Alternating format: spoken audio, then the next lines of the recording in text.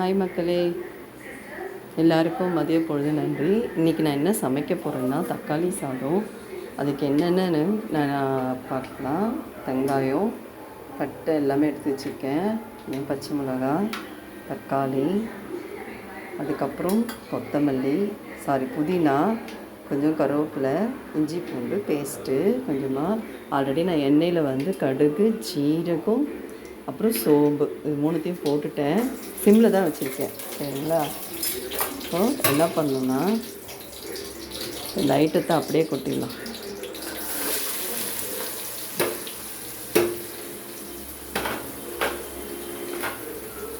கொட்டிட்டு அனல் வச்சுக்கலாம். அனல் வச்சுட்டு நல்லா வதக்கணும்.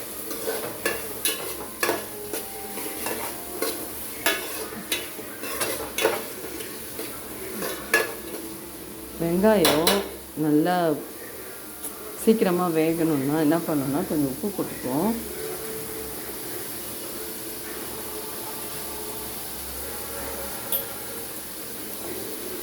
உப்புலாம் நல்லா போட்டு நல்லா வதக்கலாம். வதக்கிட்டு கொஞ்ச நேரம் என்ன பண்ணுங்க, அப்படி கொஞ்சமாக அனல் கம்மியாக வச்சுக்கணும். அனல் கம்மியாக வச்சுட்டு தட்டு போட்டு அப்படியே ஒரு 10 நிமிஷம் விட்டிங்கன்னா நல்லா வெங்காயம் நல்லா வதங்கிச்சு பாருங்கள். இப்போ என்ன பண்ணோன்னா தக்காளி, புதினா அதெல்லாம் வச்சுருக்கேன் இல்லைங்களா, இதெல்லாம் கொட்டிடலாம்.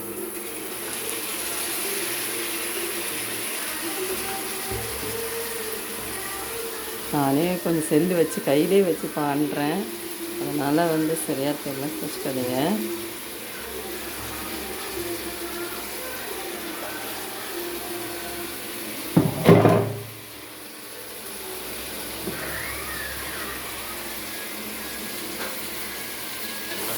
என்ன பண்ணுறோம், இது எல்லாத்தையும் ஒன்றா அப்படியே போட்டு நல்லா வதக்கலாம்.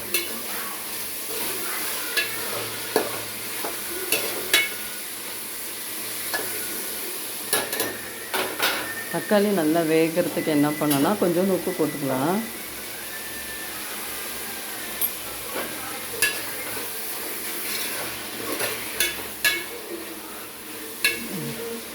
இதை ஒரு 10 நிமிஷம் அப்படியே அதிலே அனல்லே விடுவோம். இப்போ ஒரு 10 நிமிஷம் அதிலே நல்லா வெந்துடும். வெந்த பிறகு அதுக்கப்புறம் நல்லா வதங்கிடுச்சு. இப்போ மஞ்சள்தூள் போட்டேன். நல்லா பாருங்கள் வதங்கிச்சா. அப்போ மஞ்சள்தூள் போட்டேன். நான் எப்போவுமே குழம்பு மிளகாத்தூள் தான் யூஸ் பண்ணுவேன். பாருங்கள், ஒரு ஸ்பூன் குழம்பு மிளகாத்தூள், ஒரு 1.5 ஸ்பூன் போட்டுக்குவோம். ஒரு 1.5 ஸ்பூன் குழம்பு மிளகாத்தூள். இது என்னென்னா கலருக்காக காஷ்மீர் சில்லி ஒரு ஸ்பூன். இது காரம் இருக்காது, சும்மா கலருக்கு. சரிங்களா? போட்டாச்சு. நான் கரம் மசாலா யூஸ் பண்ண மாட்டேன். அதுக்கு பதிலாக கறி மசாலான்னு இருக்குது, தெரியுமா? கறி மசாலா, கறி மசாலா அது ஒரு ஸ்பூன், அவ்வளோதான். இப்போ என்ன பண்ணோன்னா இது எல்லாத்தையும் போட்டு நல்லா வதக்கிங்க.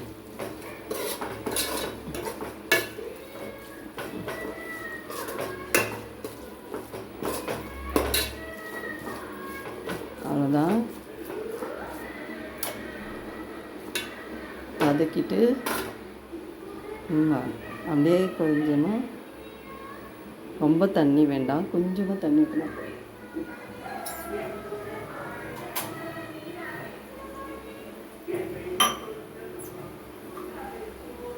இங்கே பாருங்கள், ரொம்ப இல்லை, இங்கே பாருங்கள், சும்மா கொஞ்சம் தான், அவ்வளோதான். தண்ணி ஊற்றிட்டு நல்லா கலக்கிடுங்க. ஆல்ரெடி கொஞ்சம் உப்புலாம் போட்டிருக்கோம். இது என்ன பண்ணால் கொஞ்சம் சிம்மில் வச்சிங்கன்னா ஒரு 10 நிமிஷத்தில் தக்காளி குழம்பு தக்காளி தொக்கு ரெடி ஆகிடும். சாதம் ஆல்ரெடி வடித்து வச்சுட்டேன். சரிங்களா? இப்போ கொஞ்சம் மேலே லேசாக உப்பு போட்டுக்குவோம். தேவைன்னா கூட நம்ம அப்புறம் போட்டுக்கலாம், இல்லைனா உப்பு. ஏன்னா நான் சாப்பாட்டில் கல் உப்பு போடுவேன். அதனால் இந்த குழம்புல கொஞ்சம் கம்மியாக போடுறது நல்லது தான். திடீர்னு சாப்பாட்டில் நான் கல் உப்பு கொஞ்சம் ஜாஸ்தியாக போடுறதுனால இது கொஞ்சம் மேட்ச் ஆகும். பத்தலைனா கூட நம்ம போட்டுக்கலாம். இப்போ போட்டாச்சு, கலக்கியாச்சு. இதை அப்படியே ஒரு 10 நிமிஷம் அப்படியே சிம்மில் விட்டுட்டு எண்ணெய் பிரிஞ்சு வரும். அந்த டைமில் நம்ம இறக்கி சாதம் கிளறிக்கலாம். பாருங்கள், எண்ணெய் பிரிஞ்சு வந்துச்சு. இப்போ தக்காளி தொக்கு ரெடி. இப்போது சாதத்தில் போட்டு கிளறிட்டு அதுக்கப்புறம் உங்கள்கிட்ட காமிக்கிறேன். சாதம் கிளறிட்டேன் பாருங்கள், தக்காளி சாதம் ரெடி.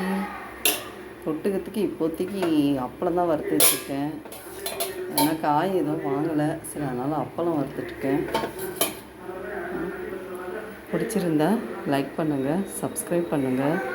தயவு செஞ்சு கொஞ்சம் லைக் பண்ணுங்கள், சப்ஸ்கிரைப் பண்ணுங்கள். தேங்க்யூ.